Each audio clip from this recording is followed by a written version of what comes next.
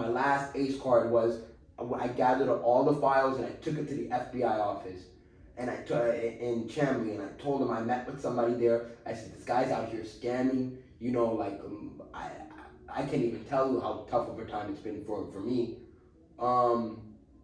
But you need to get him. Because if I pay my taxes, so at least my tax dollars will go. Because this can't be legal. How is he getting away with stealing hundreds of thousands of dollars from people and nobody's doing anything about it? Alright, y'all, welcome back to another episode of No Right Answers. Today I have a guest, Remmy. He's kind of into real estate, he's very business minded. He's a really cool guy. You guys will soon find out. But I'm going to let him introduce himself today. Hey everyone, my name is Remmy. Born and raised in Atlanta, so big Atlanta personality.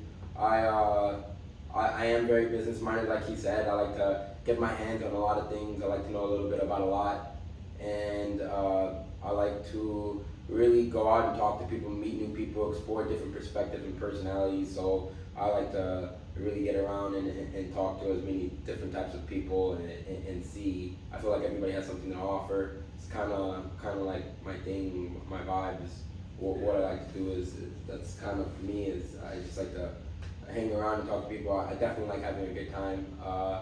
I think when you can have a good time and be professional, not professional, but like handle your shit, then it's like, why not, have fun. Right. We shouldn't really work all the time. Like, what's the point of making the money if you're not going to spend it, right? Exactly. Like I see a lot of people, they work their whole life and they don't really enjoy it, or they wait to enjoy it, and you're not promised tomorrow. So and it's an issue that I had is they're enjoying the journey and not just the goal, the end.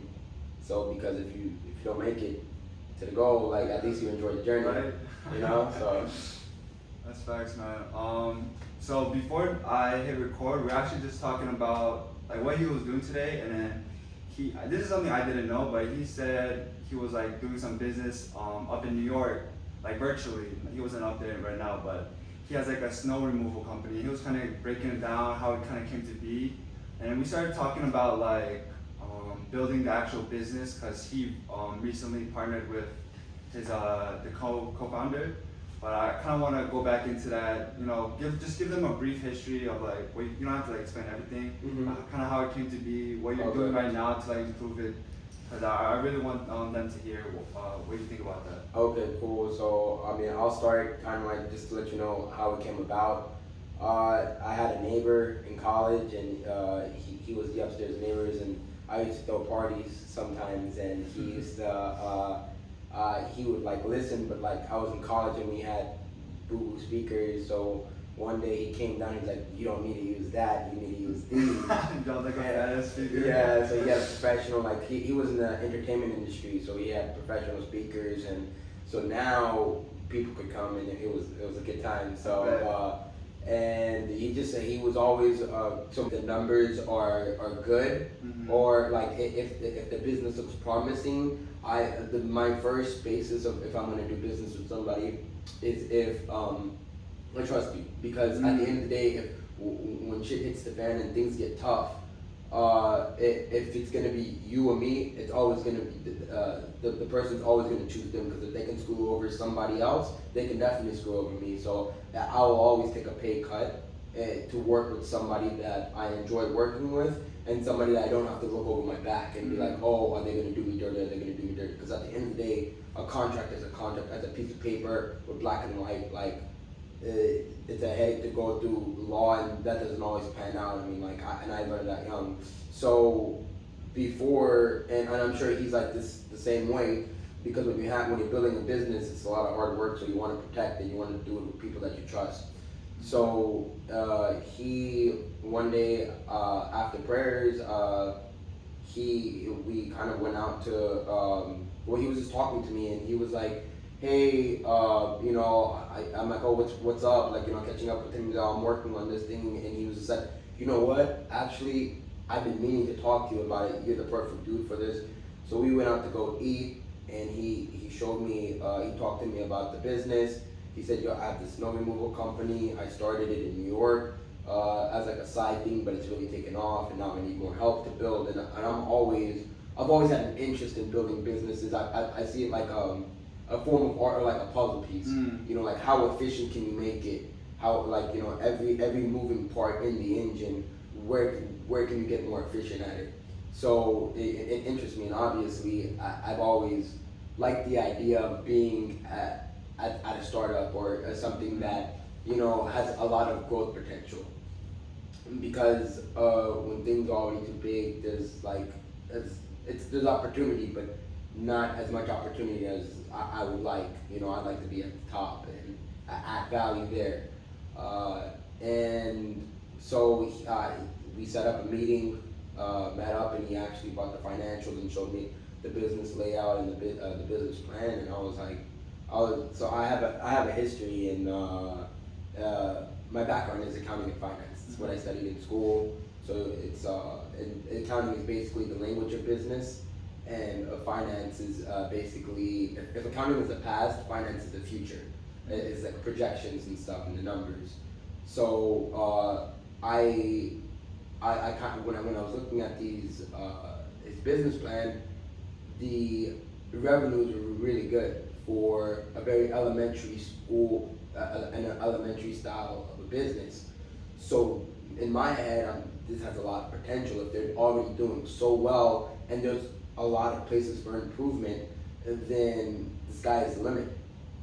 And so he gave me an offer to kind of like partner up and be on the C-suite and have, you know, a stake that helps the company grow, and I'm all for it. So then that was 2018, I believe it was 2018. So you guys have been doing this business for around like 4 years now? Yeah, he actually started it maybe a year or two before I was there, and then grew it, and then by the second year he needed me to add on, and we've been growing ever since. And he's probably my favorite person to do business with, really, because of that. Like, wow. One story that I'll share that's kind of like attest to his character is when we first spoke at the lunch. Mm-hmm. He gave me a percentage, and what do you mean by percentage? like my basically what I take home, okay. my money, and he offered a certain percentage, and which I thought was very generous. I was like, oh, that's a very good percentage, and I was happy for the amount of work that I'm doing, because my job basically is the marketing and sales and relations, because that's what I do. I mean, that's how I met this guy's relationships. I like people, and I like to build relationships with people as who they are, not just a dollar sign. So and he gave me that percentage then, and I thought it was very generous. So I was like, oh, this, like, why not? Like, I can go to this company and get make more money. Yeah. So and I can do it on my own time.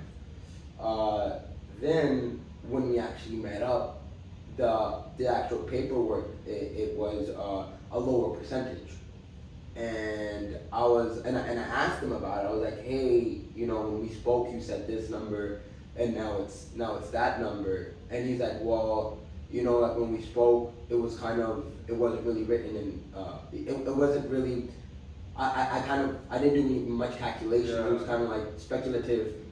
And I was like, and I understood being business minded, and if I was in his shoes, at the end of the day, the most important thing is that the business survives and the business grows, because that's what produces revenue. So it's important to throw your money back into the business so that it can thrive. It's like watering it. So I didn't make that big of a deal. I accepted it. I was like, yeah, I mean, it's still an opportunity. It's still, even that second number was still pretty generous. Then, and this is what made me attest to his character and made me really want to build a business and really because money will come. Money will always come. Whenever I do any type of business, I'm not concerned about the money. It's about the product and about the quality of work. Because the foundation, it's very important. And so he called me like a few days later. He's like, hey man, hey brother, like I was thinking about our conversation, I just felt bad. I did tell you that number, and I'm gonna move some things around, and I'm gonna make that number work. I'm gonna give you that number. Damn, wow. Yeah, so I'm like, oh wow, like I really appreciate that, because there's so many sharks in business, in capitalism, because it's like, oh, let me climb on top of you, let me climb on top of you, that people forget, and it's always me, me, me. Oh, what about me, me, me? That people forget that the foundation of any business is the people who build it. Like trust and work. And so that just showed me his character, and I'm like, oh well, he didn't have to give me that extra money. The money's not important, but he chose to, just because he felt bad, and that's what he said. And even though he said it without, running the numbers, so I was like, well, I mean, that just showed me who he was. And so, since then, we've been building the business. I've added on products. We have a few things really exciting coming up this year that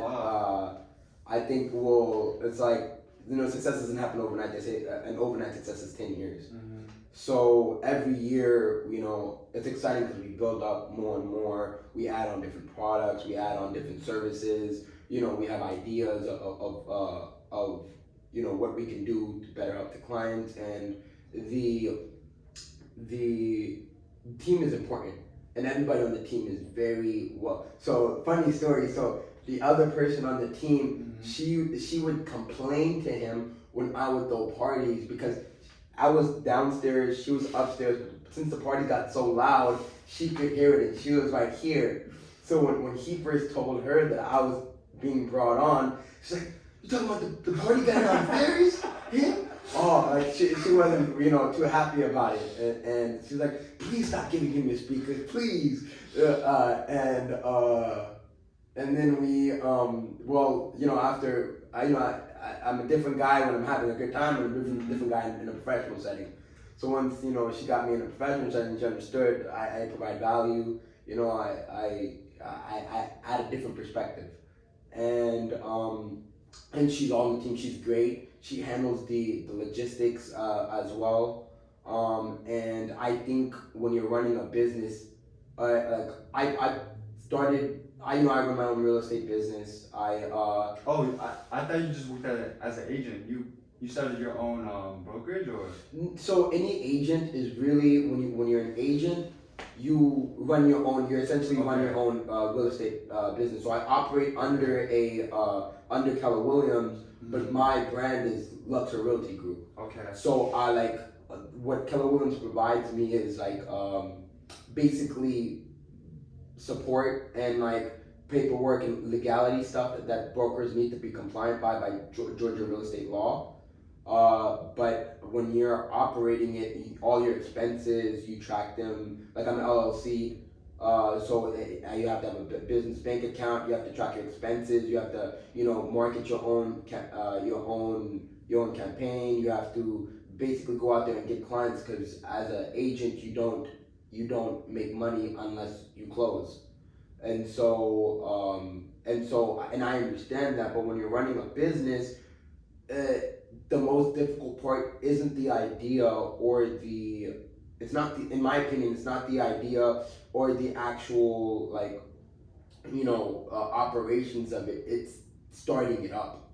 It's getting the automated, because a lot of businesses, what they do is they try to automate certain areas so they don't have to think about it.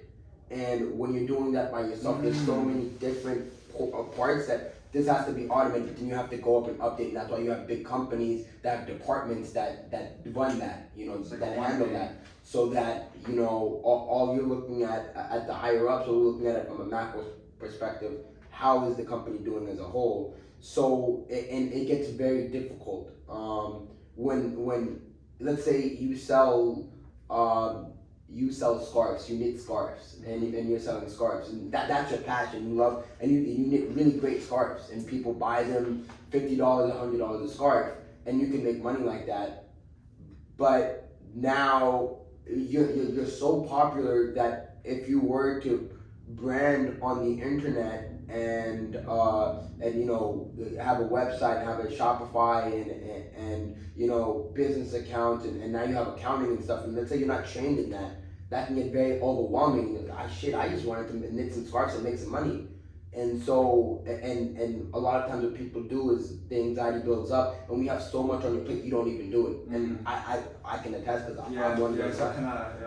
You know, when things are, it becomes a bit, that you see it as a bigger problem than it is, and it demotivates you. Yeah, it's definitely overwhelming when you have like, you got one problem and at least, okay, damn, that I have to fix these two in order to like get this going, and then some other shit pops up.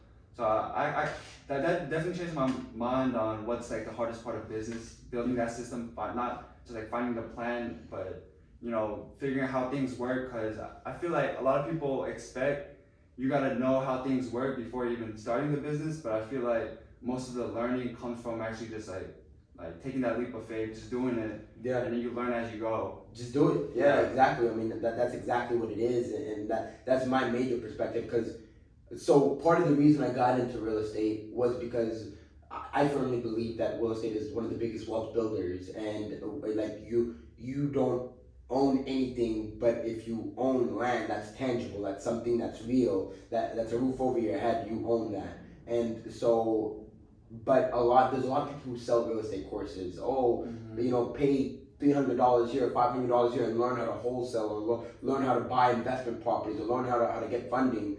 And so when you're doing that, it's not necessarily that I don't want to do that. I'm the type of guy where you can do that, or on the opposite end, when I got into real estate, well, I will do it and learn how to do it on my own for people and make them money, so that I'm not paying anybody to learn this stuff. I'm actually getting paid to learn it. So that when I do hop out of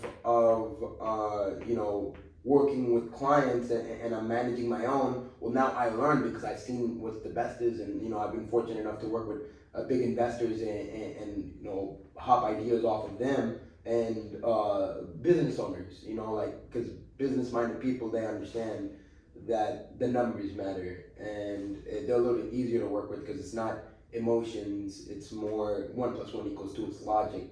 And when you come to emotions, it's good to be in tune with your emotions, but emotions aren't logical. So you can't really base anything off of emotions, because if they're not logical, then you can't go necessarily all the time on how you feel, because it's unpredictable. Yeah, and it's like, I feel like everyone can agree when you say like emotional decisions will never be like more beneficial for you in the long run compared to like a logical decision, because that's like, it's proven. If like X equals like whatever Y, like that will stay true. But if your emotion comes into play, that feeling you're feeling right now is a lot different than how you feel like next month, next week, next year. So yeah, it's very important to have the skill to know when your emotions are taking over your decisions, and trying to stay true to like logic. I'm not saying be cold, don't be a robot, but try to be logical. Yeah, just numbers. Yeah, and I can say that I'm in tune with my emotions. Like I like to feel, and it's tough for everybody, even me being in so many businesses, that like there's certain times where I had a friend who told me this, and it stuck with me. I was saying, certain time periods in your life, you reach a blockage, and you're like, man, how come I'm not moving forward? Why can't I do this? I was ahead of the game. Why is everything passing me? And he said, and then he said, why don't you do this? And I'm like, because it just feels weird. He goes, right there, you heard that? He said, you said it feels. He goes, feels is an emotion. He goes, emotion, and then that's what he broke it down. He's like, well, you can't go based off of emotions. If the logic makes sense, is like it's law. 1 + 1 will always equal 2, no matter how. Even if you don't fuck with one, or you don't fuck with the other one, it's always going to equal 2. So it's a guarantee. Versus, sure, you can follow your gut and you can feel, this is right. It hasn't always been an occurrence. Like to digress, like when I was younger, I got scammed. for a lot. It was classic Atlanta scam, but this guy, the way he made me feel was, he made me feel like I found a golden goose. And I'm like, oh, like this is it. This is what I've been preparing for my whole life. Like this is coming. Like this is my time. And he took advantage of that. But his skill and like at the end of the day, screw that guy. But I can still respect his craft. Like I can respect anybody that's good at what they do. And he pulled it off really well. Like, and this is me, a victim of the scam. I'm kind of curious, man. Like, what was he trying to sell? Like, it was so. I'm gonna say this, and you can be like, oh no, but this was way before. It was Forex, but this is before it got big in Atlanta. And when I was studying finance, so I understood arbitrage and arbitrage and exchange rates. I was literally taking that class, so it just. To me, it seems serendipitous. I'm like, oh, I understand this. My professor was literally explaining you could take $1 million to China, and then if something happens and you come back and now you have 1.2, and I'm like, oh, okay. So now my friend was like, yo, we met this guy. He's a really good trader, and he was making calls on true charts that. Like you have to be good to know, like, oh, like these were moving, the pips were moving, and like Forex in itself is not a scam. If you know what you're doing and you study, you can, and if you're interested, there's a really good book, Naked Forex. It removes all the emotions. That's the most difficult part is you get scared, like, you get greedy. Because as humans, like, and the main reason why I got scammed is because I got greedy, but I was blinded by it because I thought I'm not greedy. I'm not a greedy person. And everybody thinks that they're not until you're put in the position when it's right in front of you. What do you do then? Like right here, not a hypothetical, but it's there. What do you do? And it's a good thing that it happened because it made me understand that I'm susceptible to that. I'm not special to like, oh, it doesn't happen to me. It's a human emotion. It's very real. But if you understand it, then you can, and you're aware of it, then you can be like, oh, I need to control this.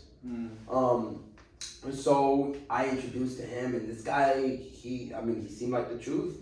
He was making these calls, so I invested money, and he gave me returns. He was making like you just sent him money and he was trading for you. Yeah, so that was his thing. What he said was, he broke his leg playing college basketball. He used to be a college athlete, and while he was doing that, he didn't have to go to practice anymore, so he picked up training. Turns out he was really good at it. And he would show us his trades. He had a whole Discord or with 100, 150 students. He had gear. He had LLCs, he had contracts, he had everything. That's why I say I respect, like, he put in work to this. So, and then I still don't know what happened because at the end the FBI got involved. Oh, wow. And yeah, it was big. It's like, you can look it up. So I gave him money, and I was 22, 21, something like that, young, and I got money back, and it's free. It's free money because, and in my mind it made sense because one, he was a good trader. Two, we were the first ones to find out about him. He needed about 150 people to vouch for him that said that they made money in order for him to start his own brokerage, and that's what he said his goal was. So I respect that. I'm like, okay, young dude, he's trying to get it. I can respect that. And I'll hang on the coattails. I'll make money on the way. I can invest money. I can pull money together. I know, I can. I've saved up money, and funny thing actually. So I had Apple stocks because I used to work for Apple, and I had at that point $5,000 of Apple stock, which at the 2021 or 2022 boom, that in itself would have been worth, I think, 120 grand. Yeah. But it gets worse. Like, I lost a lot of money. It's because I was here. I was on the peak of the mountain, and in my head, I'm invincible. I can't be touched. I'm making all the right moves. I found it, manifested this golden goose into my life. So after the first time, like I started getting, once I saw the money coming in, that's where the greed set in. Now it's like oh, this is real, this is happening, I have the money. Oh, I need to speed this up because now I have plans. I'm doing this, I'm doing that, I'm doing this. So he comes up and now he gives me a return, and now I'm 22 in a Honda Accord, and I have $40,000 in hundreds sitting in my console. So I'm not asking for change. I don't know the value of a dollar anymore. I'm frugal. I don't give a fuck. I'm just like, oh, this. So I'm like, and at that point I'm like, and where his craft is impeccable was his discipline and control. Because this is where he got me. In my head, I'm like, if this was not real, and he just gave me $40,000 of his own money in cash, then I'd be like, yo, when are you gonna reinvest? When are you gonna reinvest? He wasn't like that. Whenever you're ready, take your time. And that's where they get you with stuff. I don't care, because that's what it got me. I was like, well, he doesn't give a fuck about this money. This is chump change to him. So now I'm going balls deep. I'm going to everywhere that I can, selling everything I can, and I put together. I borrow some money too. I put together $75,000. I go balls deep.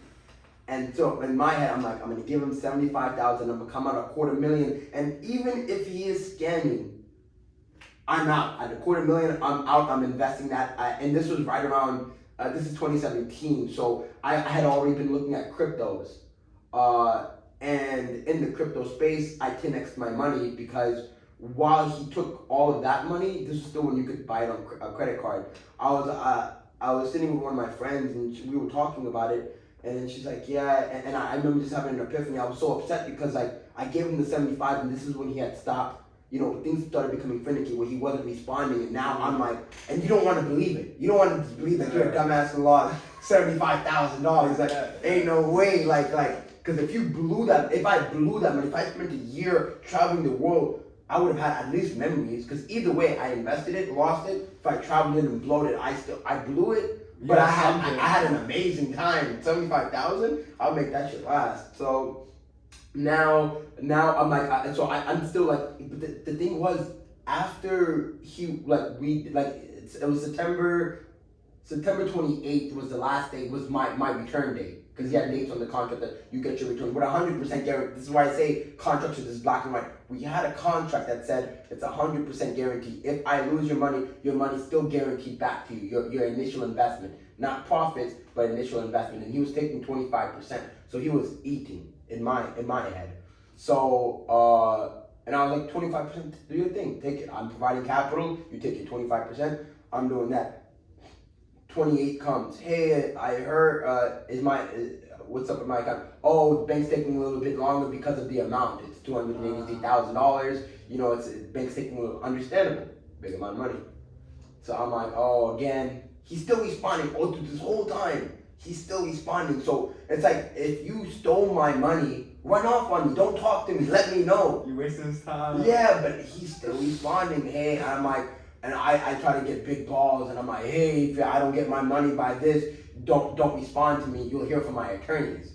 So I knew this other guy who was an attorney, and I talked. So I had to talk to him, because in my head I'm like, well, I really didn't have money for an attorney. I was broke as shit. He took everything. I was $20,000 in credit card debt. I was paying my rent on credit card, and so I was just downright broke as fuck. Like, I've never been this broke before, and I had to take a semester off of college because I couldn't do it, and he so after that we come back, and he's still responding. Oh, don't worry, he forged federal documents. Here's a federal letter. The Federal Reserve is holding your money. So I'm confused. I'm like, the Federal Reserve. Yeah. I'm like, the Federal Reserve.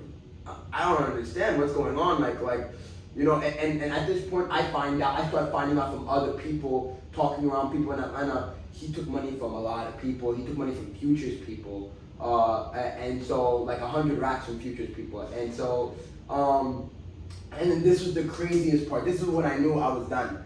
My friend who was in Athens, he was part of this too. He gave some money.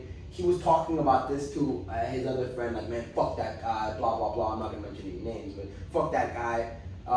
And he was like, wait, and he was like, call him Tom, fuck Tom. And then the guy's like, a guy from a costume was like, wait, Tom Jerry? And he's like, you know him? And he's like, yeah, he took $30,000, my grandma's life savings, $30,000 a year before this even happened. And we never got involved. There was an NBL player, somebody who played for the Yankees. We were all in a group chat. He took a Yankees, everybody, I'm telling you.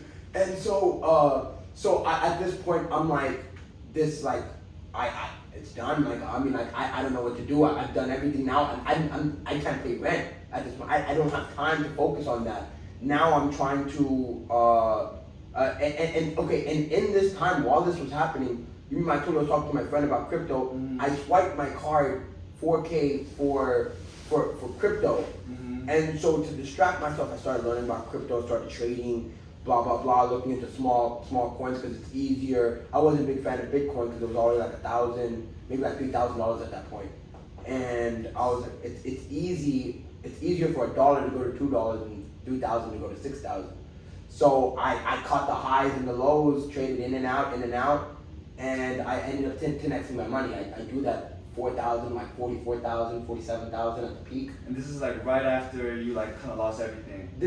So that was September 28, 2017 is when I was supposed to get my money back. Mm-hmm. I started investing October, like right around October-ish. So between October to like November, December-ish until, bloody January hit, like I'm like, so in my head, again, this is why you don't get cocky. I'm like, oh, I'm a genius. This is my shit. I'm gonna 10x my money. Fuck this guy. I'm gonna become a crypto millionaire, and then I'm gonna sue his ass. I'm gonna get him. I'm gonna get him. I'm not gonna worry about it now. I'm gonna get him. January comes around, boom. My money just everything crashes, dwindles down from like 47K to all the way down to like 7-8K, something like that, and I don't sell. I just leave it there.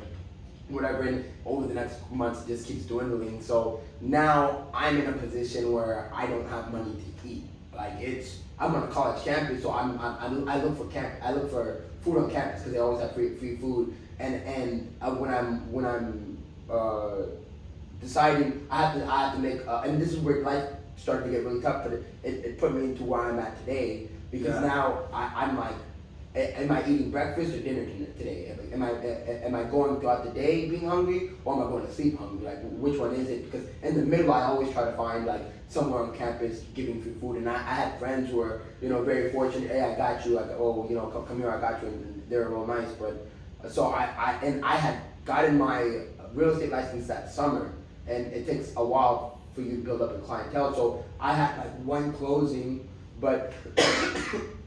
No, I had to like really, it wasn't quick enough for me. Now I'm like, the payments are coming, I need money for rent, I need money for gas, I need insurance. What do I do? So I set up a plan. So then this is all happening while you're still trying to graduate, right? Yeah, this is all, I was a junior at this time, a junior in college. So that, I stopped going to school. It hit me in September when he didn't give me my money back. That there's a real possibility that I don't have this.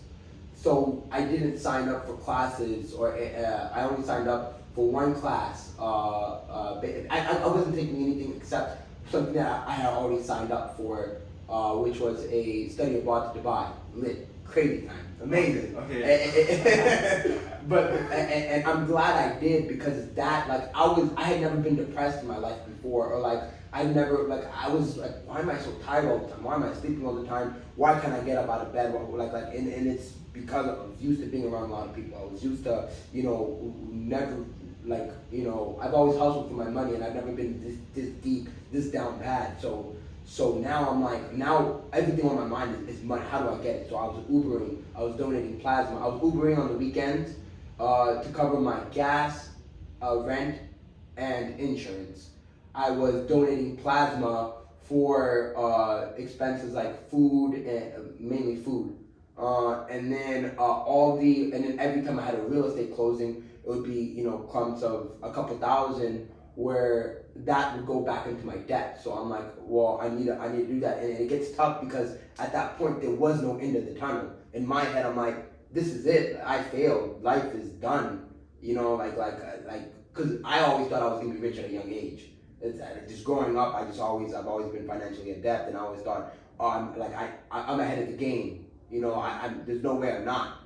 Because I was pulling numbers like somebody in their late 20s, and I was knowledgeable about stuff with somebody like that. People always like, oh, So in my head, I'm thinking I'm there. So when I fumbled so hard, put all my eggs in that basket, now I'm back to square one. Now I have to rethink my whole design, and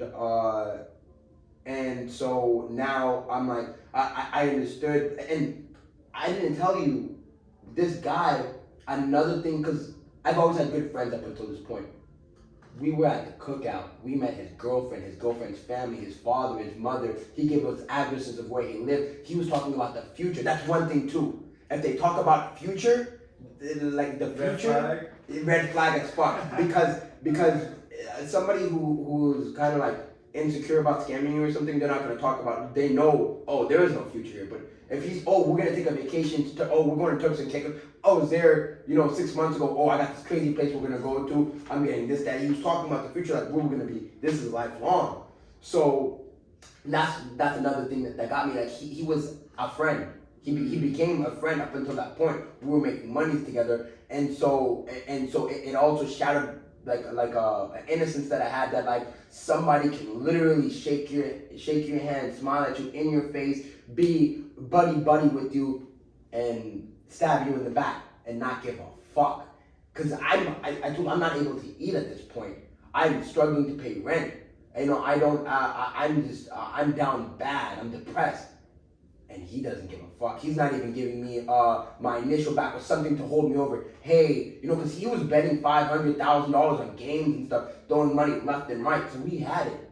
But I'm like, hey man, I need money. Like this is coming up. I have payments coming up. I need something.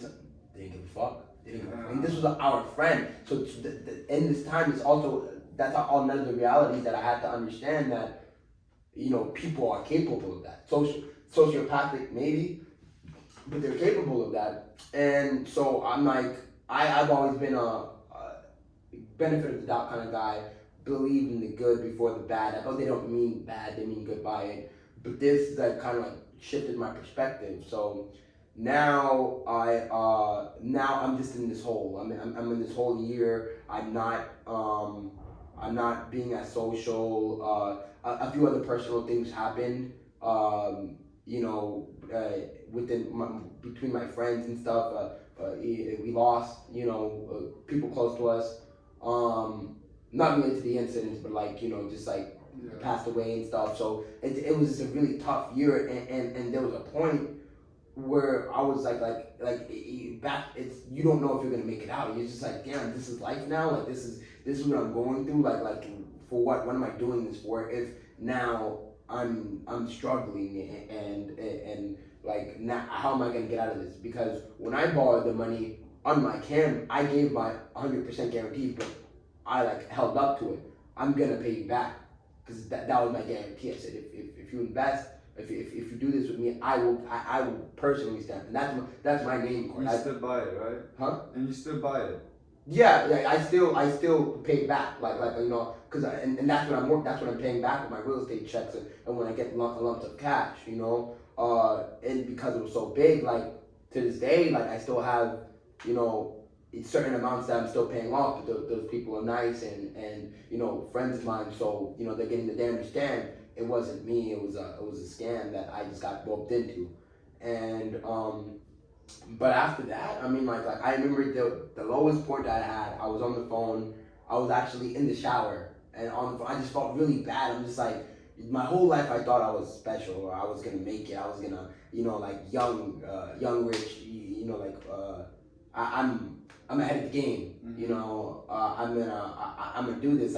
Would you say that's like a dangerous mindset? Very dangerous, very dangerous. Because and if you're young and you're watching this, humble yourself. Yeah, humble yourself real quick before somebody does it for you. Because in my head, it's like things went well for me, and I happen to be fortunate. I happen to what I would take risk on, I would get return on.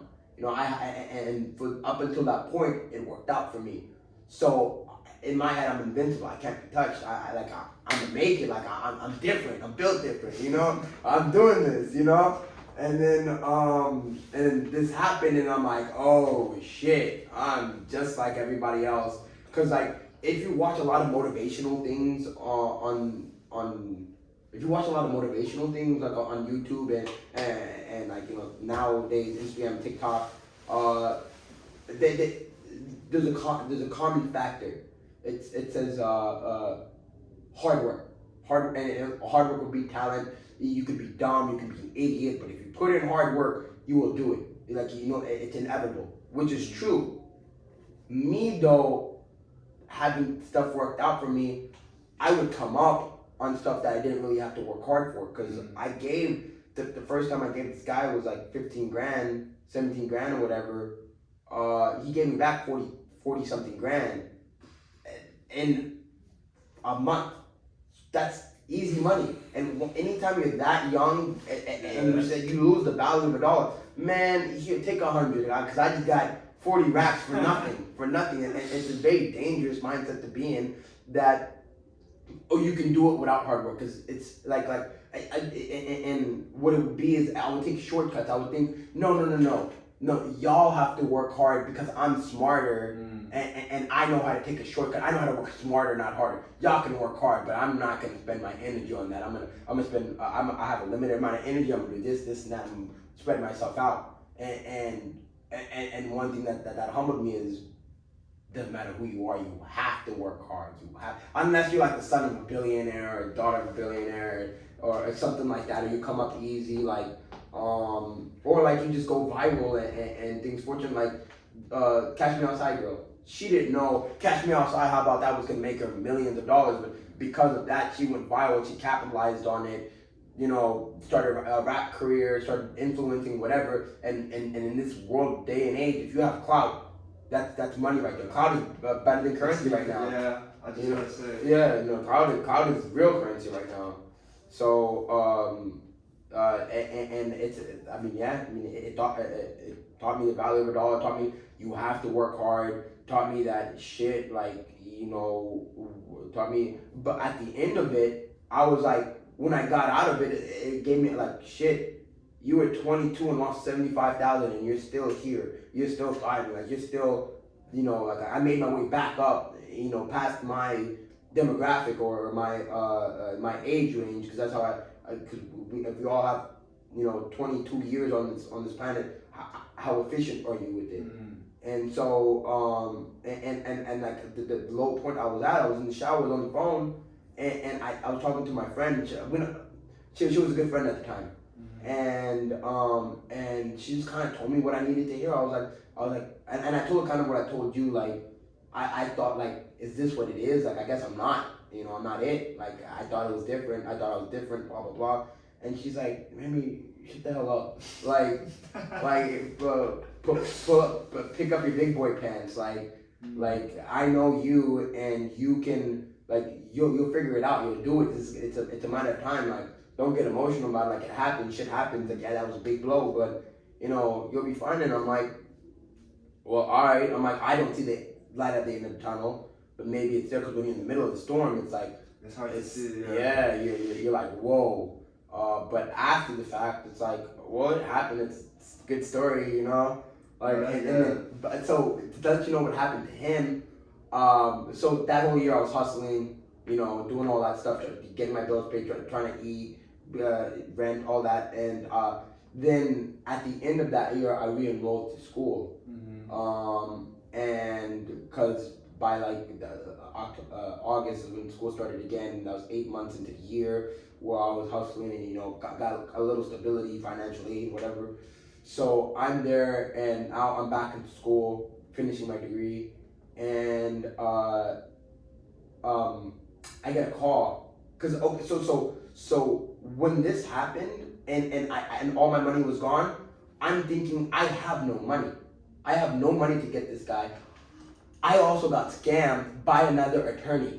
She picked me up my last $1,200. My last $1,200. It was for rent. She picked me up from my apartment, took me to the Chase Bank, and we got cash. I guess that was it. But I should have known something was up because her name, if you guys know her, she's in Atlanta, Janet Griffith, something like that, attorney. Like, I had to, when we met and I told her this case and I showed her the paperwork, she was like, she said, oh yeah, I can definitely handle this. But like, you can feel kind of when people are faking confidence. Yeah. If you're an attorney and you're 30 something years old and you have to fake confidence to a 22-year-old, and I can see that, it already kind of set some things off, and I was desperate. I had $1,200 to my name, that was gonna be for rent. It was my last $1,200. I ended up having to borrow money from my brother. But she took that, stopped responding to me.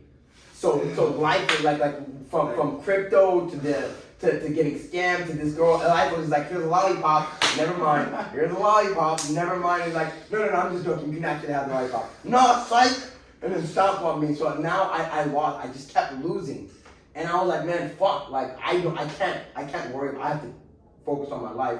So, because now the other attorney, my friend that's an attorney, I talked to him, and he was like, he did a great job gathering all the information, talked to all the different victims, the MLB player, because we started a group chat, and everybody had that paperwork. Some people didn't want to be identified, but the people who did, he got it all, and then he said, it's gonna cost $5,000. I had to walk away because I'm like, I can't spend any more money on this.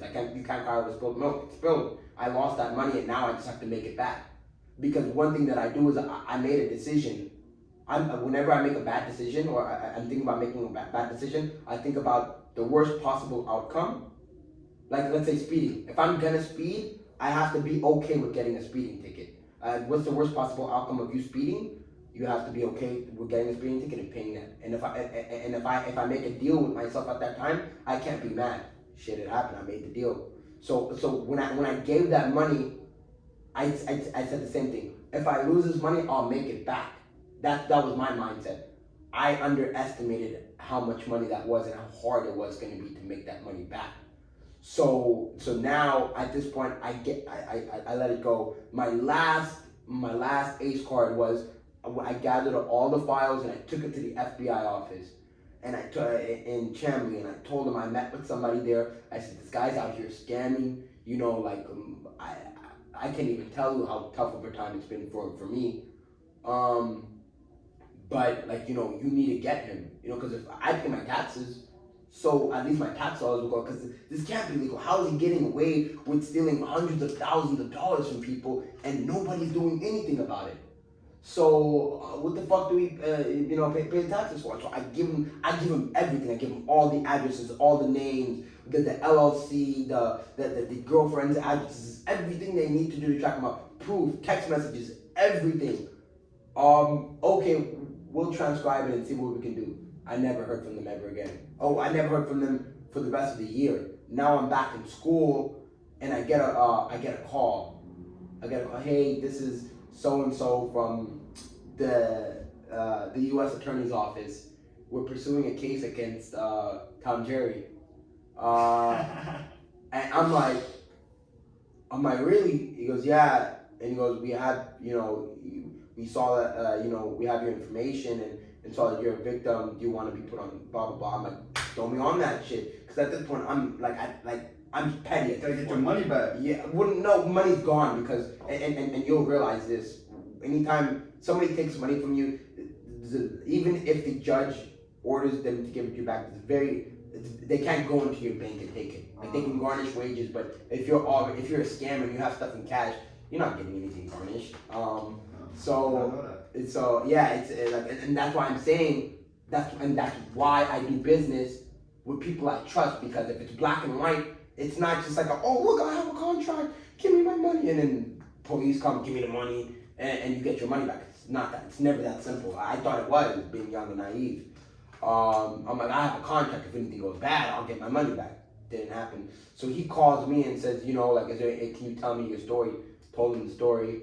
Then they're pursuing the case back and forth. I get a call from an FBI agent.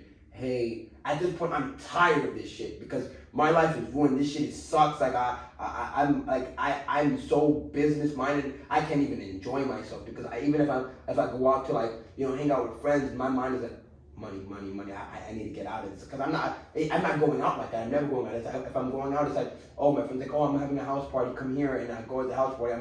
They're in business clothes because I just came from a showing or something trying to make money, and I can't even really talk to people because turn off that business mind. I can't because I the conversation kept going to real estate or something. And it's so corny. I don't like doing that unless like somebody asks me about it. I'll tell you about it, but I don't like just bringing it up. That when the FBI called me, can we meet? I said no.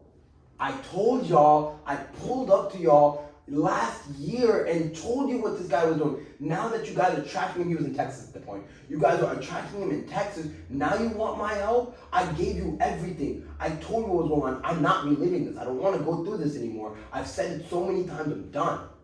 Oh, well, like it could help. I'm like, I was like, whatever, I'll help. Because I want to see this guy behind bars. Because like what he did to me, he could do to anybody else. And like, thank God, like I'm strong enough to weather the storm. But as tough as that was, there was dark thoughts that went through my mind, and not everybody can weather those storms. And so when you're in that type of a position, you're just like you don't want that to happen. Like if it can be prevented, if I met that person at that party or whatever that my friend met, that grandma, none of that would have happened because like, oh, you took their $30,000, what happened there? I never would have given money. So I would have walked away after the second time. So I ended up meeting up with her. We met up at a coffee shop. She took down my statement, wrote down everything. Then I'm sitting there, and I remember this day because I'm sitting there in the library studying for a final, and I get a call. Hey, this so-and-so from U.S. General Attorney's Office. I just want to let you know, congratulations, Tom J. We got him. They got him in a sting operation in Texas. He was taking somebody's money who he thought was investors, but they were FBI agents. So they got him in Texas, and then but it was right. He got this. Luck is imaginable, like his luck, because then it was right when the government shut down, so they couldn't pursue anything. Then they were going back and forth, and like COVID hit, so it was taking so long. But then finally, I get an email and saying that he got something dumb, like 3 years or something. But then when you look up online, I think they totaled his damages $3.7 million or something. Because after, and I knew he was in Texas because I still had him on Snapchat after he took my money. This guy was flexing in nice cars, 5-star meals, high rises. He was living the life, and I'm like, this motherfucker's living the life, and I can't even eat. He's living life with my money. So it was frustrating, but and then you fast forward, I got out of that. I took real estate more seriously, doing a good job for clients, and then that's also around the time I started the snow guide. And that's why it was important for me to do business with, that's why that was so significant to me, is that he had the opportunity not to underhand me legally and rightfully, because I agreed, but he took it back because he thought it was wrong. It was a moral compass. He thought it was wrong, and so now I go to bat for that. I might not make any money in the season. I might do a lot of free work, but it doesn't matter because I know when it hits, when the company hits, and it we get big. He's not gonna snuff me out of it. If he did that back then at the beginning, he'll do that now. It's against his character. Yeah. So That's a very interesting story. I left some details out too. Like there is a lot more, but I didn't know how how detailed you want to get in. Yeah, there was a lot of because like there was a lot of things that occurred in that time period. It was the worst year of my life. Like me personally, I love like a comeback story. And I feel I'm timing now. Like it's crazy how your life can do like a whole like 180 and then do a whole another 180 like just a year later. Like you said, all that was even in the span of a couple months, like you lost like 75K through that dude. Okay, and then you started doing crypto, started making money, and then you lost it again.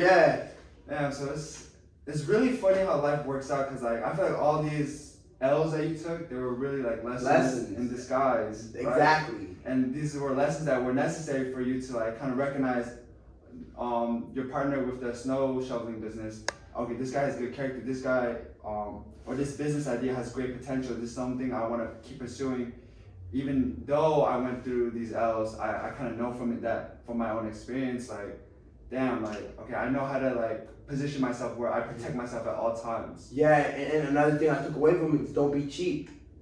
Pay a lawyer and ask questions, because now every other business that I went on to, I had a lawyer write up the contract, which the contracts are stationary, like they might adjust some things, but they're very standard. So I just didn't. You can find them online, sure, but what the value is not in the actual contract, because that could mean, I told you it's black and white, it means nothing. The value is, okay, worst case scenario, this happens, what is the outcome? He can tell you paid him. He's in your table. I'm a firm believer that you should have, a round table of advisors, because you're never going to be the smartest person in the room, and you never should be the smartest person in the room. That's a bar. Yeah. You should and you should have people at your round table that have value and that you exchange value, because when somebody masters in something, then they drill as deep as possible. It's like a beam of light. The light can either go spread a lot and be right here, or it can be a laser beam and go 2 miles. You want them to be laser beams, so now you have 5 laser beams going 2 miles. All different directions. Yeah, you need an attorney at your table, a CPA at your table, a realtor at your table, a doctor at your table. And these are all relationships that you mend that aren't just transactional. These are people that you want to find that have good character, that are friends, that you fuck with. You guys like the same sports teams. You guys have similar interests. You go and you have a good time with them because you know that this is somebody that I can call upon and they can call upon me. You also have to know your stuff. You have to like when you're going out there and you're studying whatever your niche is or what your thing is, then you have to be good at it, because you can't expect good work from an attorney, then an attorney comes back and asks you a real estate question or something, and you're like, I don't know. No, you have to be able to provide value back. Yeah, do this and that, and or you can strategize like this, or you can change your exit strategy like this and pivot. One of my real estate, one of my biggest clients is a businessman, in multiple businesses. So do you like take their money and kind of manage it, like as in like you buy the property or look for properties? Okay, this is a good investment. You should kind of throw money into this, or are they doing like commercial real estate?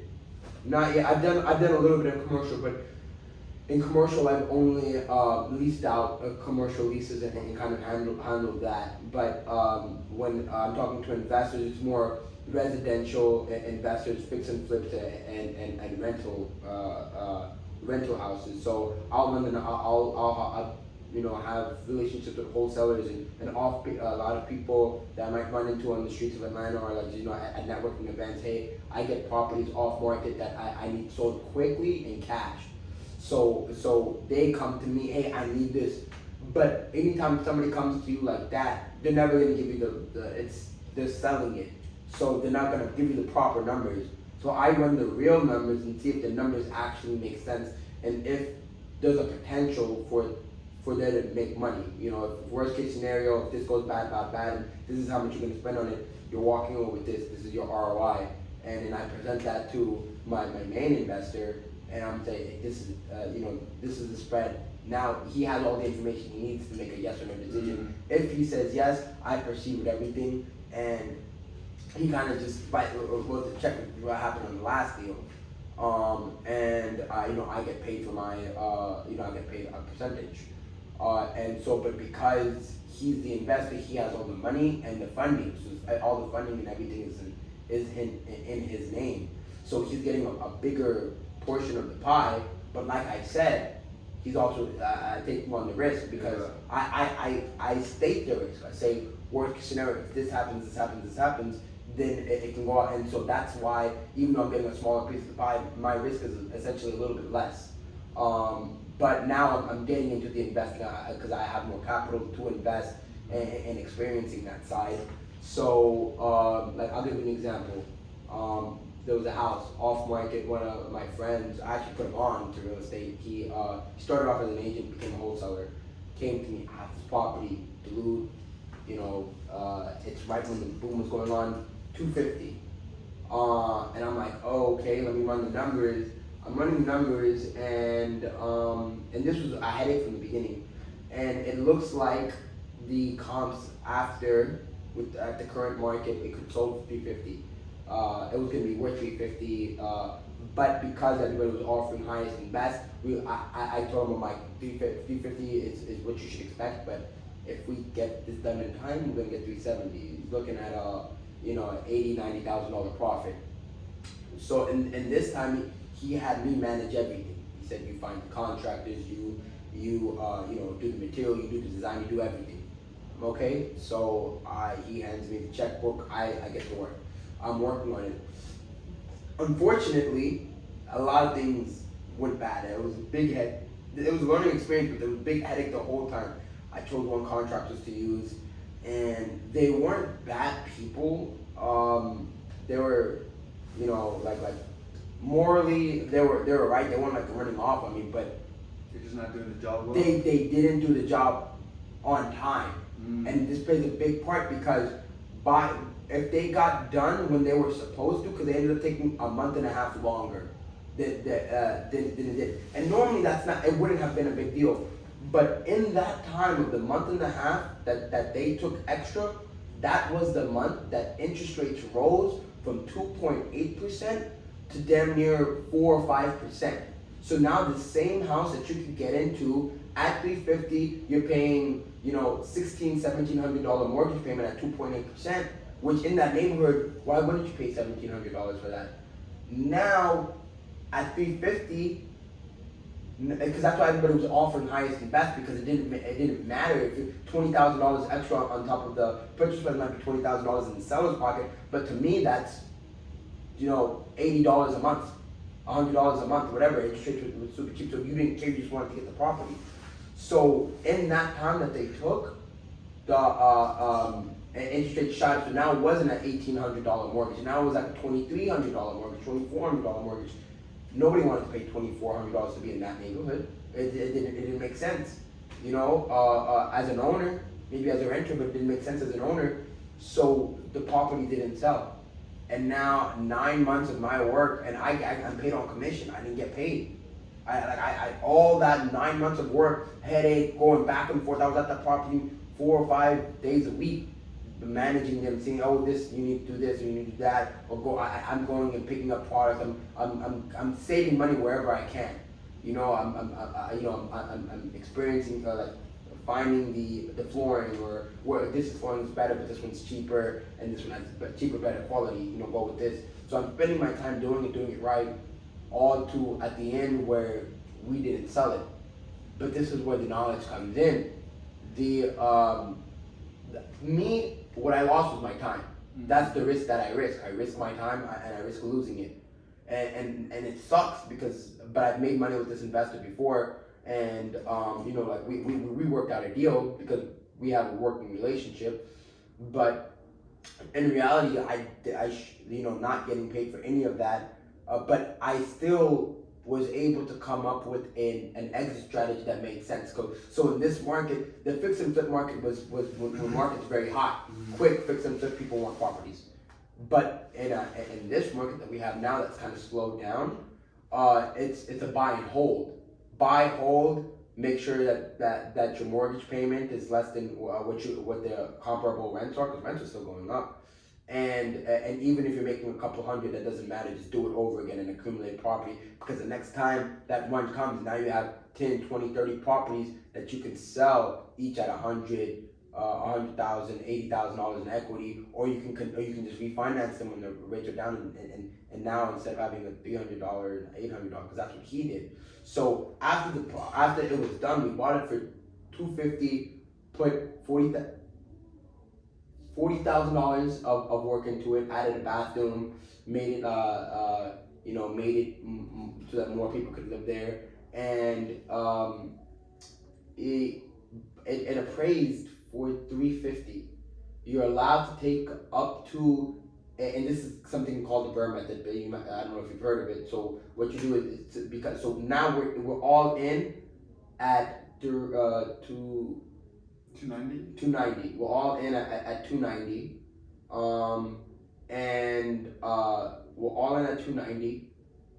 We got $30,000 from insurance because the property it was the best of a bad situation. The third, second day of the property, and that's why I'm saying this property was all a headache. Second day of the property, it flooded from top to bottom, flooded. But luckily we had insurance, and they gave $30,000 back to us for the damages, and we used that money towards the upgrading of the property. So now he was really in it at 260. Property appraised for 355.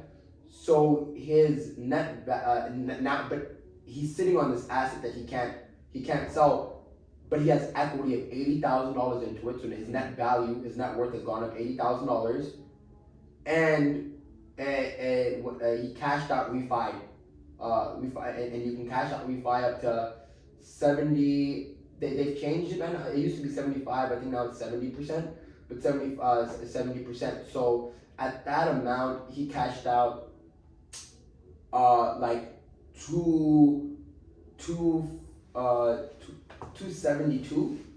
So out of all the money he put in, he still got $12,000 in his pocket, increased his net value $80,000, and he was renting out the place for $2,500.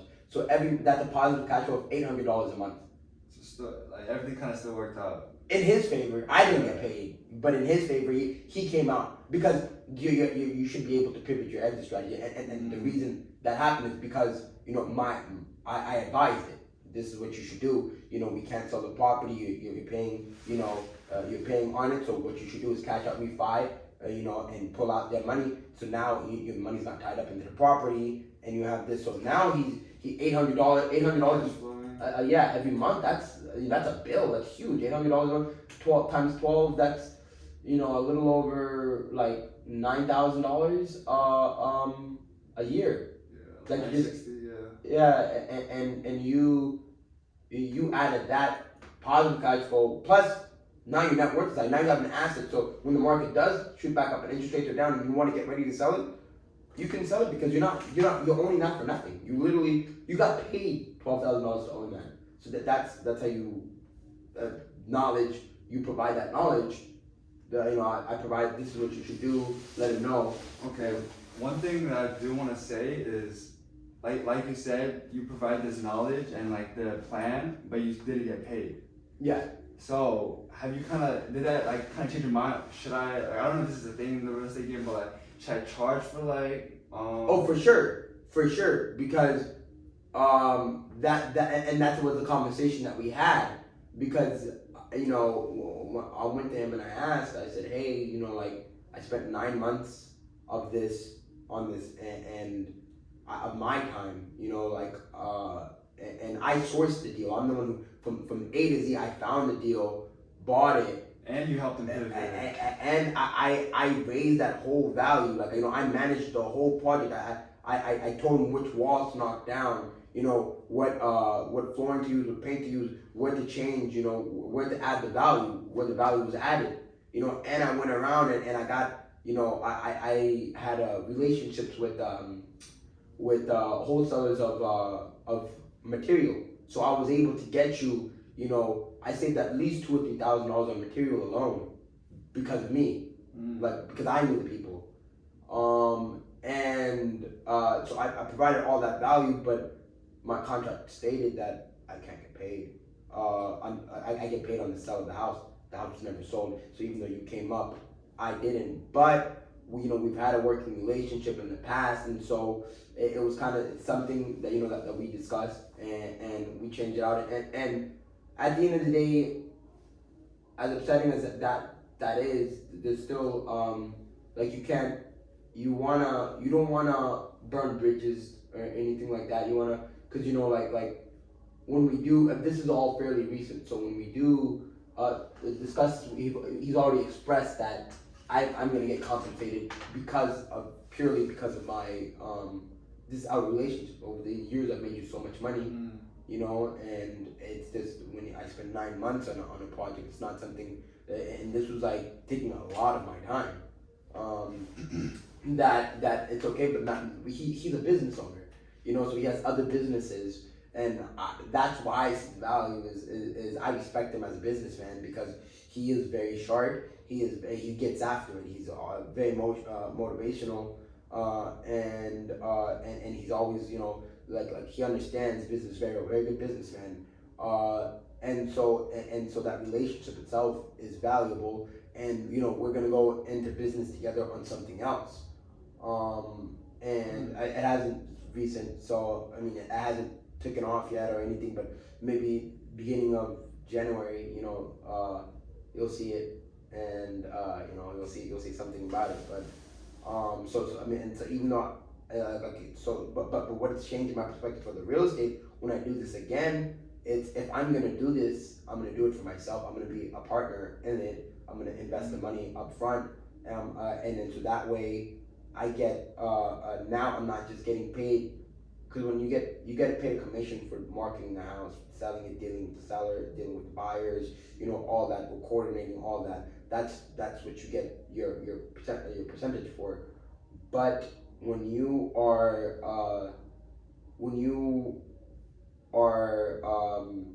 like the owner. When you're an owner, you get paid on profit. So now I don't just get a percentage. I also get I get paid for my work, my labor, but now I also get paid my return on investment. Because the return on investment is simply I put money into this machine and I want to get this out. I put $5 into this machine and I want to get $15 out. Same thing like which it happens like crypto. I put money into here. I'm not working on the crypto. I'm not working on the coding of it, but it shot up now. I because I believed in it. I did it.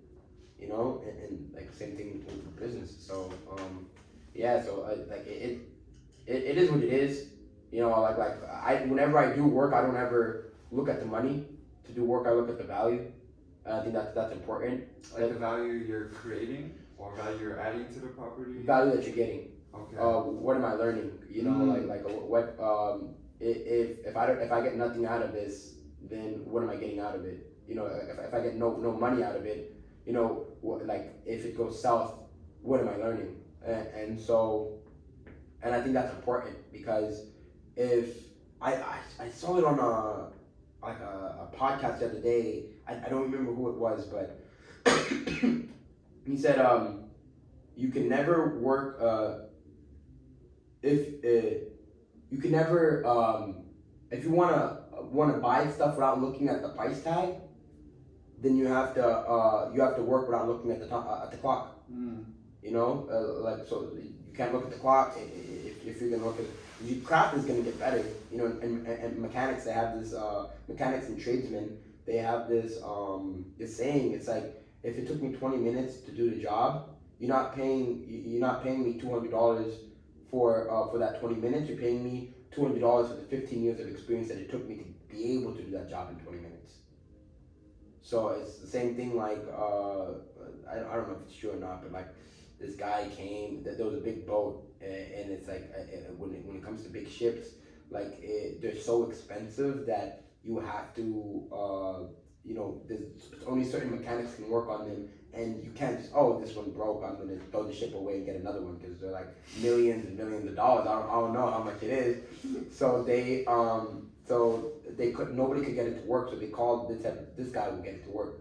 So this guy comes and he listens, he knocks a few things, takes a hammer and hits one part of the boat really hard.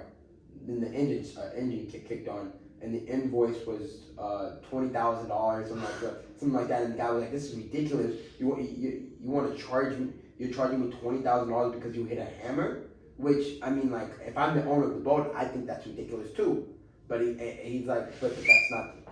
But the true sense of it is, it's not you're not paying me $20,000 because I hit the hammer. You're paying me $20,000 because of the knowledge I had to where to hit the hammer. You know, years experience. Yeah, I knew exactly what it hit, and that's what you're paying me for.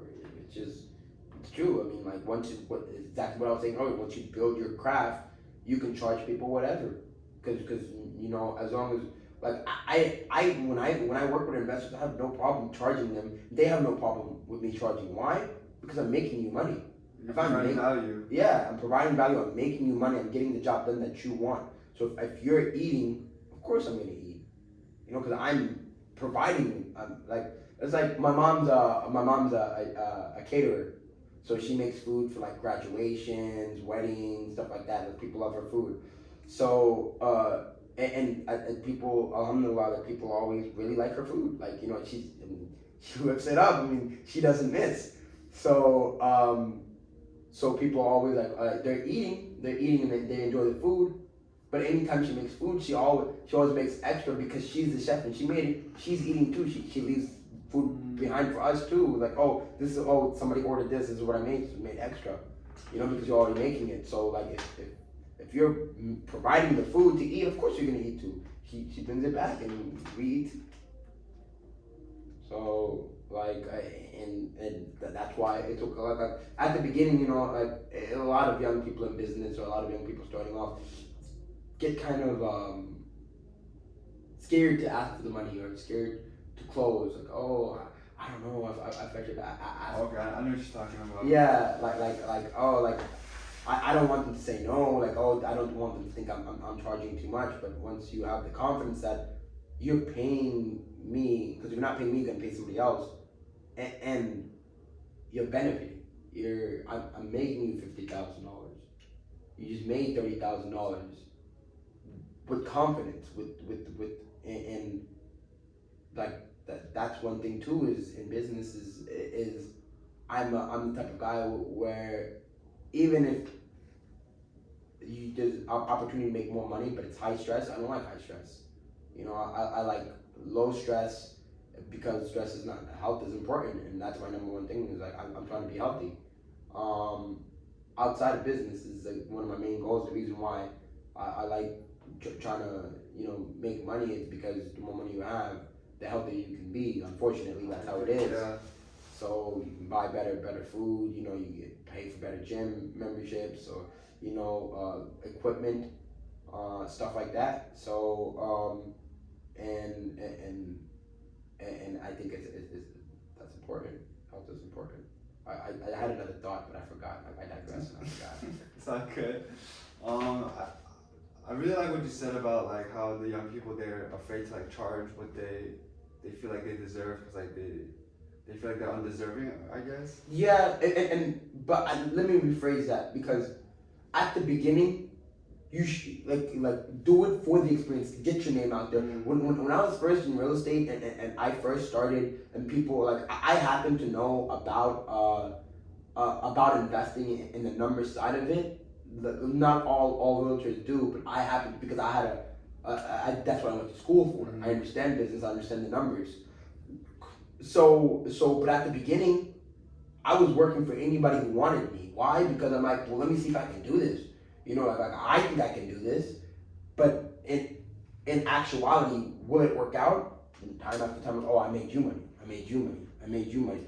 Oh, look, it's a track record. Yeah, it's the proof's in the pudding. Like, y'all are all making money. Okay, now I can go to a new guy who's talking to me. Hey, I want to do this and that. Okay, cool.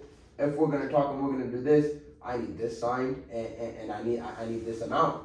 Why? Because this is my track record. That, like, if you're working with me, this is what you're gonna get. Versus at the beginning, if I did that at the beginning and I hadn't done one deal, and I'm like, hey Justin, like, you want to make money in real estate? Trust me, I got a good thing. And you're like, well, how many have you done? Oh, none. But like, this one's gonna work. Or you're like, fuck that. I'm not paying you. I'm not paying. But if I'm like, hey, it's free, you have nothing to lose. You're giving me a shot. It's a win-win situation. You're providing value. You're also getting value. Yeah, and if I don't make money, I learn. Yeah, exactly. So that's some really good advice for I feel like the young people out there. Yeah, like don't be afraid to go out there and just do work, free samples or whatever, like, because take what you're getting out of it. You might not be getting the money, but you're getting the exposure and you're getting the experience, which with the exposure and experience, then you can again charge whatever you want. At that point, it's like maybe you're an artist and you're like, oh, you're the artist that did that mural. Oh, now your paintings have exponential more value because you have clout behind your name. It's like, oh, that's the person who did that. And you're also like building up relationships. All those people you helped out in the beginning when you're just like starting, like they're gonna remember that you did it for free or you did it for free. I feel like you're building those nice connections, and you never know who you're gonna meet and who those people know and who those people know. So all the time, like I agree, because there's a lot of to this day there's people who have helped me out and I have helped them out. That because I helped them out now, and they see my character and they see, oh, okay, well, he helped me back then. Now that I'm a big shot, like, oh yeah, of course I'm gonna use him, or of course I'm gonna offer him this business opportunity, or like I remember there's one dude when I went to Dubai. So I met this guy there, Steve, the finance guy. Shout out, real good dude. He is very smart, very very business acclimated. His value is also in meeting people, and like, he's just a connector. He's like me, but like on steroids because he's older. And when we first met, we actually he didn't. I don't think he liked my vibe, like, cause I came off too strong. I did come off too strong because it was right around that time I got scammed, because that's the period I went to Dubai. And then he talked a little bit about real estate. I'm like, oh, I need money. Oh, I'm a real estate agent. Oh, work with me. And he was like, a guy of that stature, all we know is 15 real estate agents, So he was like, hey, okay, whatever. It turned out we ended up being roommates in Dubai. No way. Yeah. So, but in that, with us becoming roommates, we became friends, and we had conversation and we talked about things, and he understood me more than a real estate agent, but as a businessman. And we talked, and we've done, and then since then we've done business together. He put me on to a dispensary in Oklahoma, that was 2019, and now we have other plans for it. Like when you say put you on, as in like being an investor. Okay. Yeah, so because again he trusted my character, we were friends at that point. Now he's like, they ran some roadblocks for funding, and I was able to. That was right at the end. It was my first time that I finally saw light at the end of the tunnel, and I finally had some money. It was my first, chunk of change that I had that I've been stacking after my bounce back. And I don't like having a lot of money in my account. I don't like it. So every time I see that, I like to invest it in something, because I'd rather than having something that sits there and stays stale. Like, my thought about it is, and this is a good thing, is like, even with settling, or like it's a big like, it's, you can use it for a lot of things. Don't settle. Be like a river. If you settle and you're a lake and you're stale, settlement always goes down to the bottom to murky. But if you're a river, rivers are always clean because it's always moving. There's a saying that kind of is similar to that. It's like the dollar is like a currency. It's like a current. It should always be moving, never stagnant.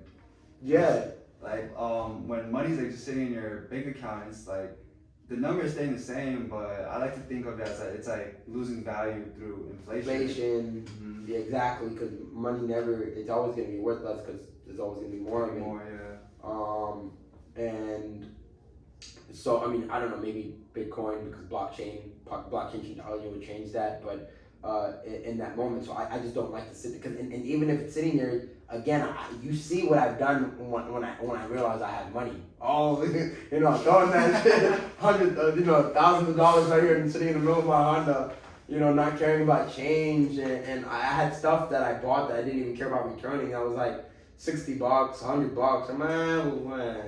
I'm not gonna return it, but it's money. So I think it's good to keep yourself hungry, so that you're not full. Like even so, in Islam we fast in Ramadan, and fast. And once I use it, and I think it's very beneficial. Even you're not Muslim, you're not Islamic, fasting is still good for you because one, teaches you discipline. Two, you and I always notice this is when you're hungry, the first there's the first 3 or 4 days of your body going through that process of being hungry, because it's like flight or fight syndrome, all your cells start to regenerate and your body becomes brand new. Really? Yeah, but also when you're hungry, you're a lot sharper. Why? Because your sight it goes back to the pea brain, back into the caveman. When back in the day when you're hungry, your senses are heightened because you're like, oh, I'm on edge because I could die if I don't eat. So now you're like, oh, where's a tiger or a gazelle that I need to eat? That's how we evolved. So when you're hungry, that's why you're always sharper. When you're and another thing too is when you're full, you have rest and digest. Bio majors will all tell you, rest and digest. Now your body is using the energy that you use to move. It takes energy to digest. Your body's working, using muscle to digest that food. So now that's why you feel tired after you eat, because all that energy is going to digestion. And so when your brain is not really active like that. But when you're hungry and you're on it, not like you're I'm not gonna. I don't know. Maybe it's your adrenaline, but like your levels are heightened to where like I gotta eat. Like I gotta do something. I function more. It's not time to chill. Like I gotta move. So yeah, I remember like in fasting, like it would feel like at the beginning, and like every Ramadan, like the fifth or sixth night, like I have trouble sleeping because my brain is firing. My brain is going, and it's like just ideas, and I'm thinking about the past year and I gotta be more successful or this, that. My brain is just going, and like it's like the success doesn't let me sleep, but why isn't it like that for the rest of the year? Because at that point my body's on a different mode. My body's like on like, oh, you're not eating, you need to do better. Essentially, your body gives you that little boost, and so that's why it's good to stay hungry. It's not good to eat, and that's something like I have a big appetite. People who know me, when I was younger, they used to call me the bottomless pit because I don't like to waste food. I hate wasting food, and so my family knows that. So whenever they would eat and they wouldn't finish, the plates would just come to me. Because it will go down because I don't like to waste food and I'll eat it, but now as like an adult, something that I've try to calm down about, and I don't overeat. Gluttony, wings are my favorite. So and that's one thing that I might eat a little bit more of, but like there'll be certain times where I'll eat and then I'll start getting full, but just because I can eat, I'll be conscious about it. I'm like, oh, I'm not eating now for energy, I'm just eating for gluttony just because I want more because it tastes good or something. And I'll be conscious about it. I'm like, well, let me just save it for later. I'll give my body time and energy to digest this. And, because when you have a huge breakfast, it slows down your day. Yeah. It really, it does. And if you're on a mission and you're trying to get it, you can't do that now. If you're on vacation, by all means, hit the buffet. You know, all continental breakfast, eat. But and or if it's a light day or something, Sunday. I kind of like this. It's like the phrase "stay hungry" is like you can take it figuratively and literally. Cause it's like it's both ways for real. Same thing like the that's why I also like the river and the lake analogy is because it's like there's settlement at the bottom of a lake and lakes are settled. You can't always drink lake water. You might get sick. It's bad for you. It's not clean. But you can always drink river water. Rivers are always clean because it's constantly moving. It's got the rocks and shit is constantly filtering it out. The organisms and it's fresh water.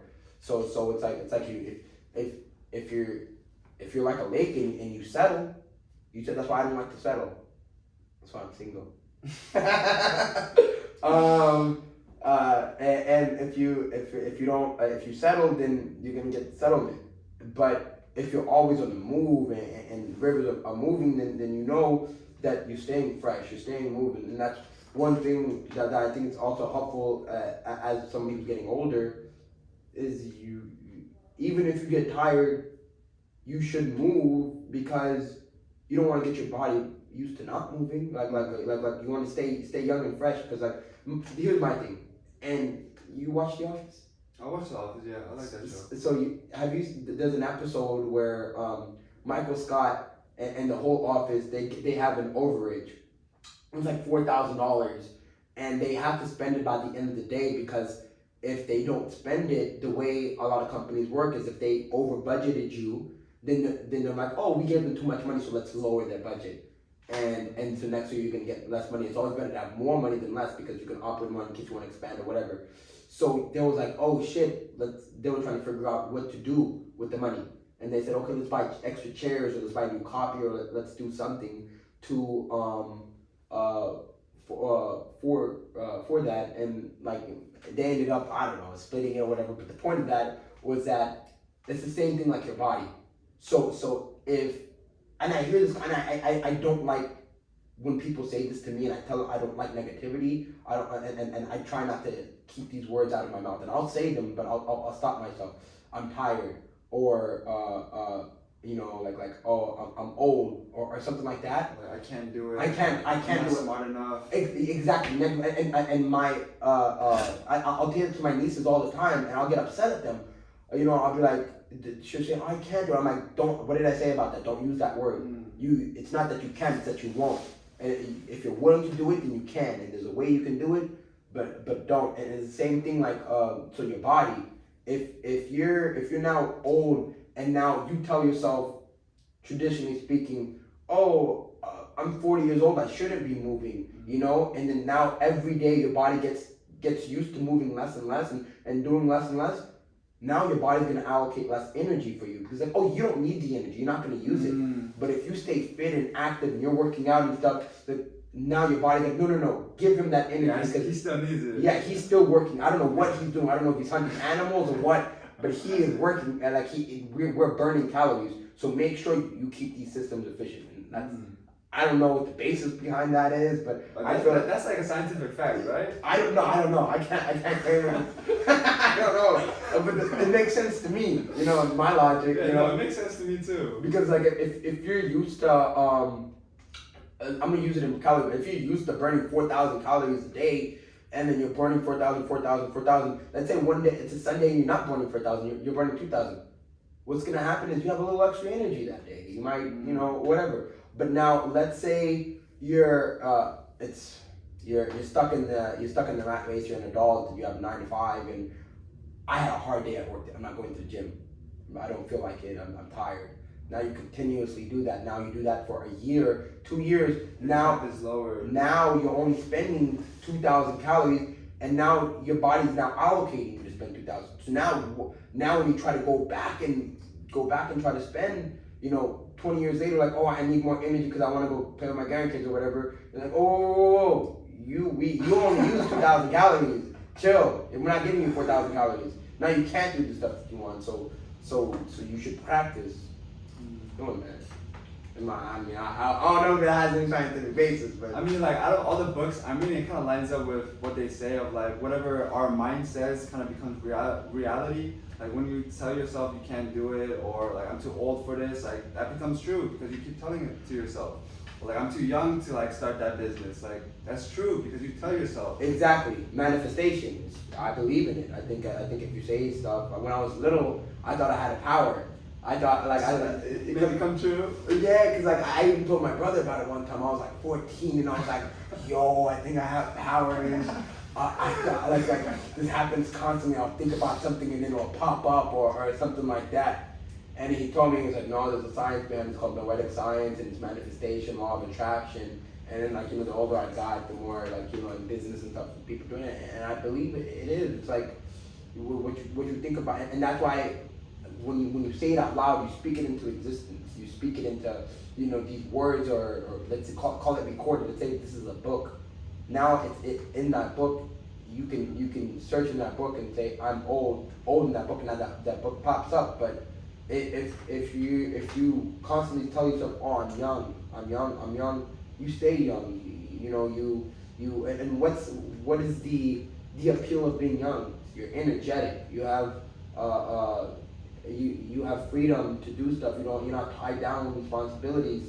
That's the whole. You have you to you. You don't have, your back doesn't hurt. It's stuff like that. And so, and when that happens, the first thing people say, can't do it anymore. My back hurts. And I mean, it's true with age and stuff, but that just means you have to just take care of it more. Like a car. You have to. Now, older cars that are plastics, you might not want to put in regular oil in them. You might have to put synthetic or extra oil in them. You might have to get extra tune-ups. You have to make sure that everything is taken care of. You have to, I don't know much about cars, but like whatever you need to do because it's an older car. But now you take it and let's say it's a fast car, a GT or something like a Shelby, a gone in 60 seconds, something like that. One of those cars, if it's kept up right, it'll beat a 2020. Because why? Because you kept up with it, even though it's old. And we've advanced in technology. So if you're able, that's another reason why health is important.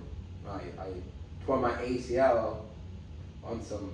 Yeah, fighting a bear. Fighting a bear is what I tell people.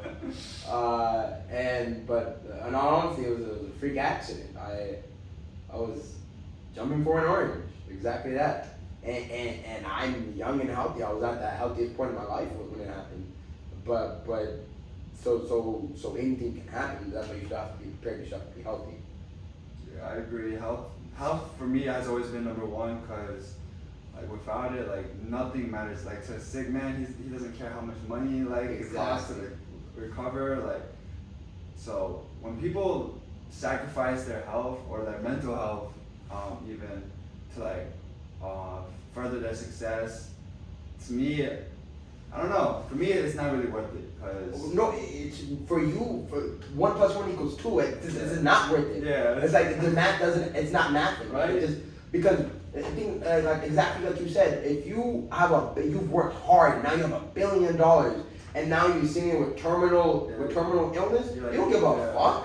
You trade all of it away just to get 5 years back. Yeah, you trade all of it away to get some time back with your children, with your family, with your loved ones, like all of it, because it doesn't matter. Because if you're dead, you can't do nothing. You can't take it with you to the grave, or if you're sick, you can't move, and you might have $1 billion to be able to climb up to the top, Peru, Punta Cana, whatever, the pyramids or whatever, but you're too sick to do it. You're unhealthy. You can't move. You're old. You can't travel. Yeah. You just stay in the bed. So and same thing like you touched on in mental health. A lot of people they think it's important. Like I saw this. I think it was a TikTok. But it's like you said it earlier. I'm a work hard, play hard kind of guy. So I firmly believe you should have a good time with whatever you're doing, because it's not all about the destination, it's about the journey. And so in the journey, you need to have a good time, because there's no guarantee that you can make it to the destination. You might fail or whatever, but at least you had a good time. And it's the same thing with your mental health. So if you're sacrificing your mental health, you're not giving your friends time, and I'm a big friends guy. Like I love hanging out with my friends and talking to them. Why? Because it's not transactional. If I'm doing business with you, it's very transactional, and the only reason we're talking is because of that. It's disingenuous. It's a goal, a common goal. It's still it's important. It's still like necessary, but like your mental health is something that it's not in business. People might not always tell you what's proper. Especially with crooked business people, they're not going to tell you what's proper. They're going to tell you what's going to make them the most money. Like I was a financial advisor for a year, and I didn't like it because there's certain products that you sell not because it's good for the clients, but because you get a commission off of it. Yeah, and sure, sometimes it helps people, but like not if I'm your client and you don't know this, I can tell you anything, and you don't know any better. And there's laws and stuff that do it, but like you don't know until it's too late. And so it's important that if nothing else, if the world was to end tomorrow, we were in Armageddon, and all satellites went down, and now it's a free for all. What is important? Your health. Are you able to jump events? Are you able to run? All right, because like if you're not, you're left behind. Exactly, they're gonna get you. Are you able to defend yourself? Are you able like this stuff? Because people get so caught up in this idea of money. Oh, I don't care. I'm not gonna take care of myself because I got money. I'll hire security, or I don't care. I'm not like I'm gonna work. And then I'm gonna get money. I'll buy it back. Like the video on TikTok, I said that I never said it, but it was this guy, and this guy's like, and this is important for young people too. So it's one guy talking to his friend. He's like, hey, we're all gonna go out to the bars. You wanna come? No, I'm hustling. Cool, respect. Hey, we're taking a trip to Thailand. You trying to come? No, I'm saving money. I'm hustling. I have goals. Respect. Then 30 comes around. Hey, like we want to go to the game, and watch this. Oh no, I can't. I have to work. I have to do this. Respect again, because and that dedication is tough, and people take pride in that dedication, and I can respect it because it's difficult to sacrifice that. You don't want to, but because oh man, that game was crazy. You can't buy that time back. It doesn't matter how all that. But then now you're 35 and you're retired because you retired early. You were hustling that whole time. Now you retired early and you have time to chill. Now, Justin, let's go to Antarctica or something. What are you talking about, dude? I have a kid. I have to take care of my family. You have fun though. Which I mean, like, you can still sure at 35 you'll still do that, and you probably will have friends to do that with. But like but me, time has passed to be like reckless. Yeah, exactly. Young, wild, and free. Because after a certain point, you don't have that anymore, and so sure it's good to hustle, but enjoy your youth because that's something that you will never have. Like sports, for example, high school sports. That I can't buy that. That was the best thing of my life. Like, well, I'm not gonna say it's the best thing of my life, but it was great. It was a highlight. It was a highlight for sure. Like I gave a good character. It was really fun. What you played? My main sport was wrestling.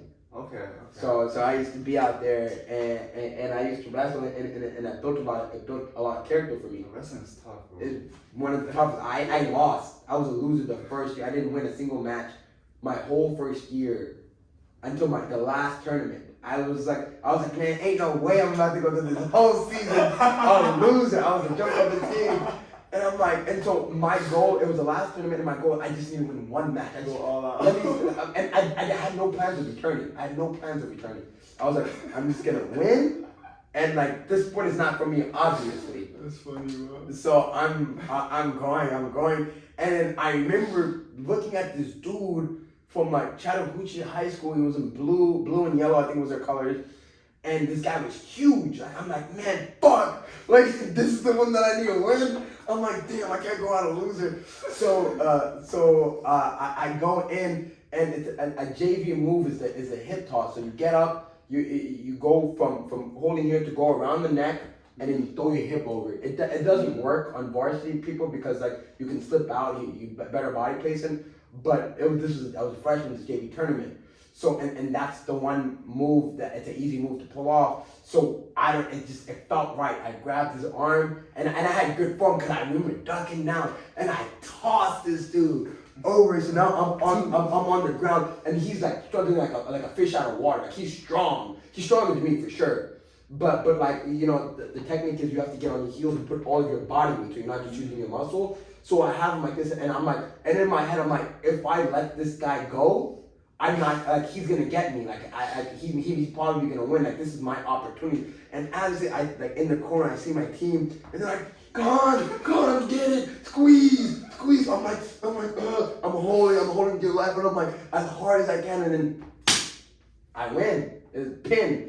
And the ref comes up and they raise your hand. And I'm like, it's kind of nice.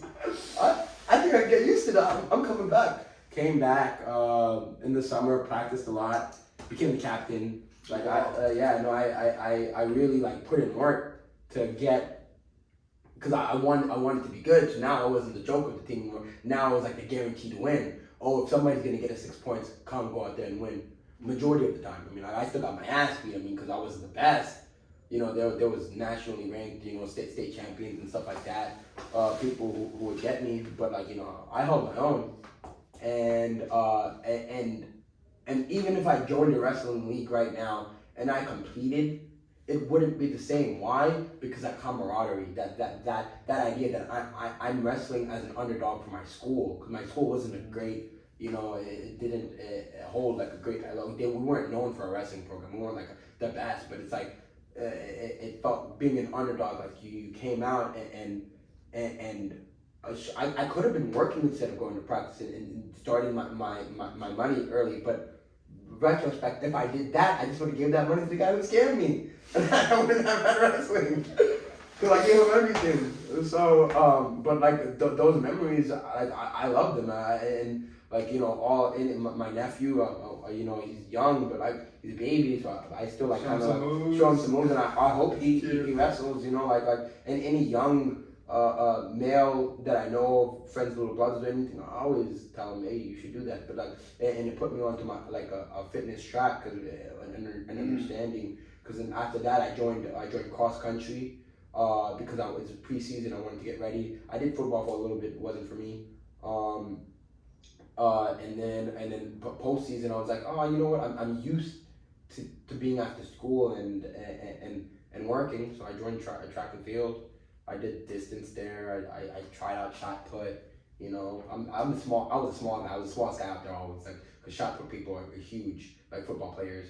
And me, I was 140 pounds. So I wasn't great at it, but I did it, and then like. Pole vault, which is really fun. Damn, you tried like a lot of shit. Exactly. I mean, and I don't regret it, because one thing, like what I do now, or like what I've always done, and or what I think everybody should do, is if you know old people, or if you go online and read what old people write, like Quora, they have old people who write their stuff.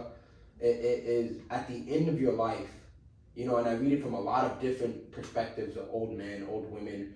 Successful people who live normal lives, people with families, people without families, and at the end of your life, when it's all said and done, what really mattered?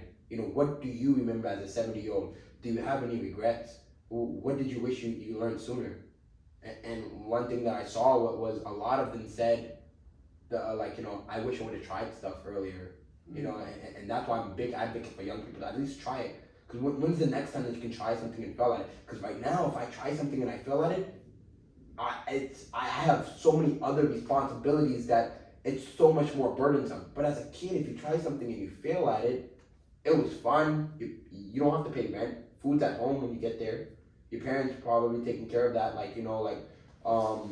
Your necessities are taken care of. Yeah, you're like doing it just to do it, basically. You're not trying to like, okay, how can I do this and make money off of it? How can I live off of this? You're just doing it for the Yeah, like oh, the pole vault. Like I wasn't great at it, but like, you know, maybe there was something like out of one of those things. Let's say I turned out to be a genius, so like I was like, oh damn, like this is my shit.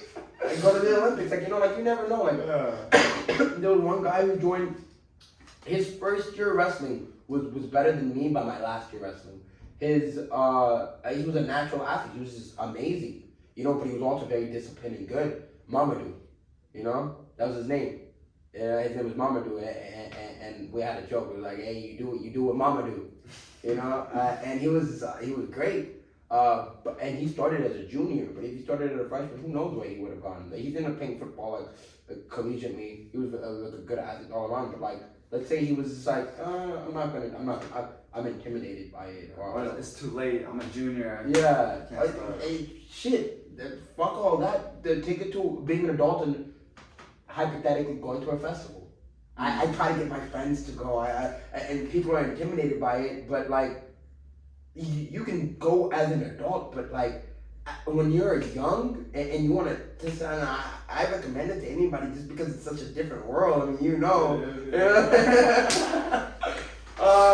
Like it's so many different experiences that you will never see anywhere else. I mean, like, I've traveled the world. I've you know, been to a few different countries: Dubai, Turkey, Pakistan, Saudi, Mexico, like Puerto Rico. You know, I've been around. I've had good experiences, but some of the best times are in the middle of nowhere in a tent, sleeping in a tent, and just, you know, having a good time, because it's like, but people, my friends, I try to get to go, they might be scared. No, I don't know. It's not really my thing. It wasn't my thing. I started when I was 25. You know, I didn't like music. But like if you're willing to at least try it, you never know what can happen. And at least, because like, you're more like the worst thing that's gonna happen is you try it, you go there for a day, you didn't have a good time, you go home. But if you don't do it and you don't try, not just a festival, but any type of experience when you're young, now you're 7 years old. There's one thing that I would have liked to try. My friends were at the festival. Like, I saw these videos and it looked crazy. I never knew what it's like, cause like a video is one thing because it looks crazy, but when you're there, it's like the energy is completely. Yeah, and now you replicate it. You can, and no two festivals are the same, or no two events are the same. So like I've always been in, you know, maybe it's the FOMO in me, but I've always been an advocate of, if not now, then when? Like, you gotta try it. And a lot of my friends when I was younger actually told me, like around 19, 20, come with us. Oh, go to it. You'd love it. It'd be nah, you guys got it. You guys have a good time. Us, you guys after. Oh, so you used to kind of be like that, and then you kind of changed into like, okay, let's live in the present. No. I've always been like a guy to try things out. But like, that scene kind of intimidated me. Okay. Like just like a lot of people get intimidated. I don't know. Like what if I don't fit in? What if it's not fun? What if they look at me and go, "Oh, poser! What are you doing? You don't even like the music," you know? But like, and it's it can get, you know, like your insecurities can come out. Like, I don't know. And so like, my friends were going and they would tell me, but like, I was already having a good time and I didn't like the music. So I'm like, you guys got it. And it wasn't until one of my friends, he told me, he's like, "Yo, Adi." So yeah, Adi was like, "Yo, like, you know, try this out, like, see if you like it." I'm like, "I'm game. I mean, like, I'll go with you," because I'm like, I have nothing else to do. It's like a thing to, I'm like, okay, finally, you know, this was like 25, so I was older, and I was like, oh, test it out, and I'm like, oh shit. That's what it is. I'm like, oh, like, and everybody's so inviting, and like, it was just such a great experience. That it's like, no, like your goal, and it goes back to your mental health. Your goal is that your only goal when you're out there is to have a good time. Yeah. It's like you're trying, whatever. You're like, woo, woo. Why'd you do that? I don't know. Just have a good time. Like, you can explore what you want to do, and I'd say. Alright, so you probably just noticed the cut. My phone just ran out of storage. I'm recording like a pretty long podcast. Might have to break it up, but I just want to keep talking to Remmy. But I think we're about to close it off. So I just wanted to ask: if there's like one piece of advice you could kind of tell like your younger self whether it's like your freshman year old self, not just a piece of advice that would be like just practical in that moment, in that time period, but like practical for the rest of your life. What's something that you kind of want to let your younger self know? So I think the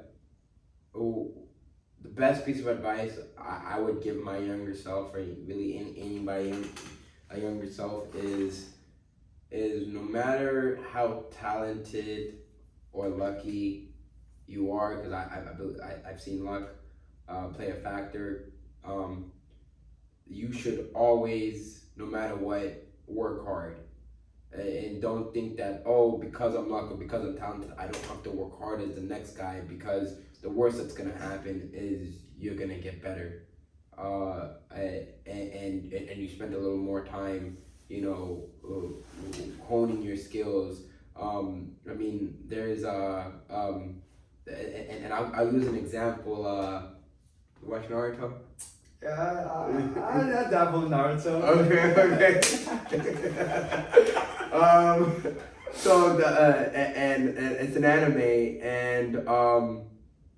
there's a scene. There's a character in it. His name is Guy. Actually, his name is Guy, and so there's a scene at the end where Guy was never talented. Guy was he was born with low chi energy, so he couldn't really use ninjutsu, so he had to learn how to fight. He had to essentially work harder. And then there was another guy, Kakashi, and Kakashi was just nice for no reason. His dad was a good ninja.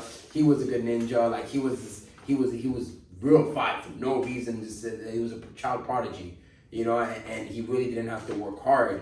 And so it was a flashback where Guy was leaving the academy, and Kakashi was with his father. They were like 5 years old, and Guy was like, I'm gonna make. He put his thumbs up. Yeah, I'm gonna make you my my rival. And Kakashi reading his book, probably, okay, whatever. Like everybody comes for you when you're at the top type. And then he started walking away, and then his dad looked at him. His dad was also a superb ninja, like a legend actually.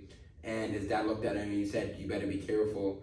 If you don't watch your back, he's gonna become stronger than you one day." And it was a scene that played back, because now you fast forward to the future, and there's this guy.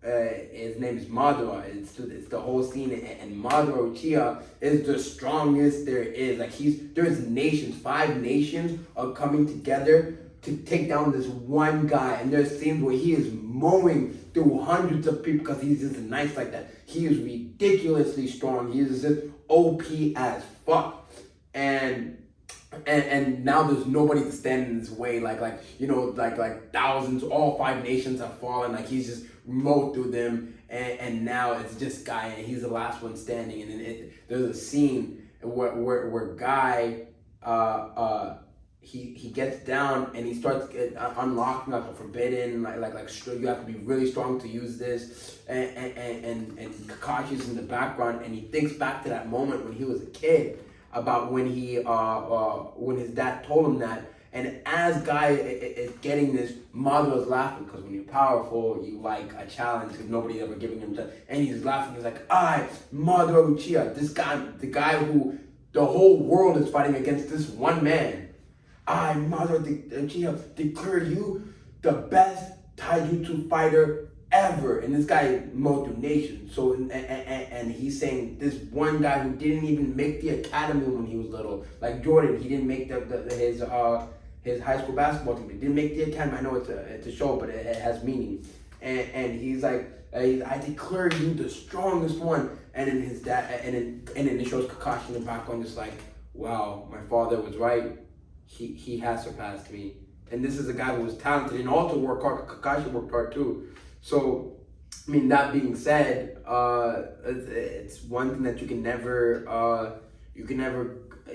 it'll never hurt you to work hard. It'll never go against you to work hard. And no matter how talented or lucky you think you are, and you think that I can get away with not working and still beating, you might be able to for now.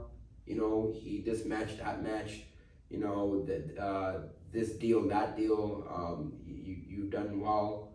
But at some point, you're gonna be, you're gonna be knocked off. And if you're used to being the best, or used to being good, it's not gonna feel good. And if you haven't built that habit of working hard, then it's not going to translate. Like, one of my favorite books is The Compound Effect. Have you read it? Oh, I read that book. Yeah. So that one of the main details in The Compound Effect is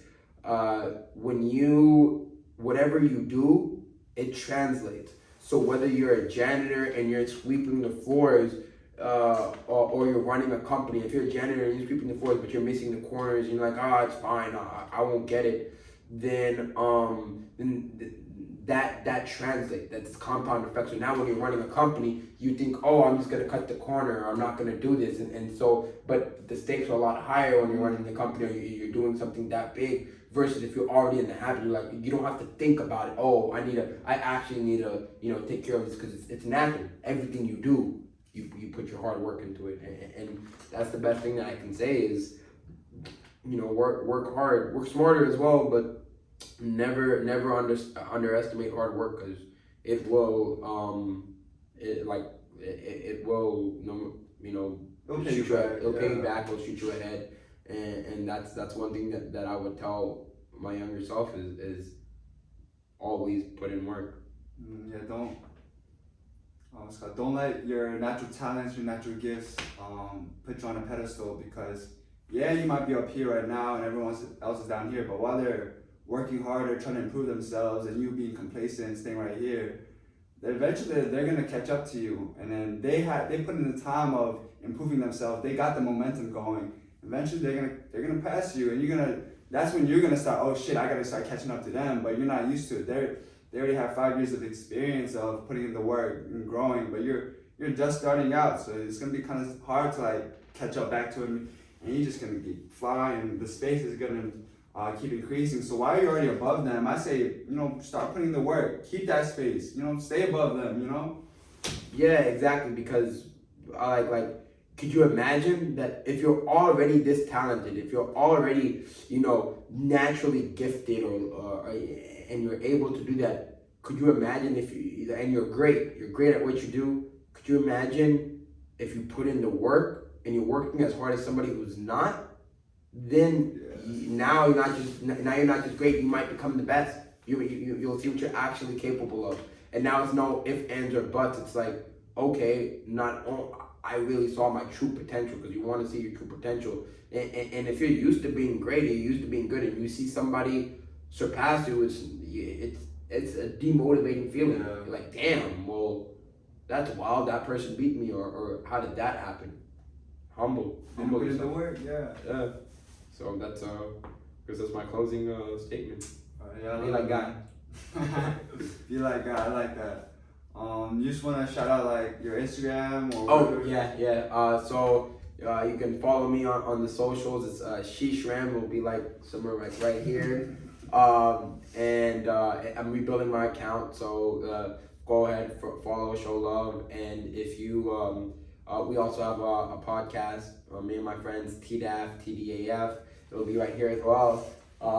Give it a follow. We're uploading content and stuff. We're a little slow in the creation. This guy's a pro, but we're trying to model ours after his. So show love. Yeah, man. All right, I got you, man. It was a pleasure having you as a guest. I really love talking to you, man. You got fucking amazing ass stories. Love listening. Thank you. You're always welcome back on the show. I'll be back for sure. It was a pleasure being here. I enjoyed it myself. Yeah, bring some new stories. I just love that you love to have fun. You love to do business. It's a perfect matchup with me. And those are the people that you have to keep in your circle. For sure, man. It matters. Thanks for listening to No Right Answers. Tune back in next Monday for another video. Peace out, y'all. There you go. All right, bro.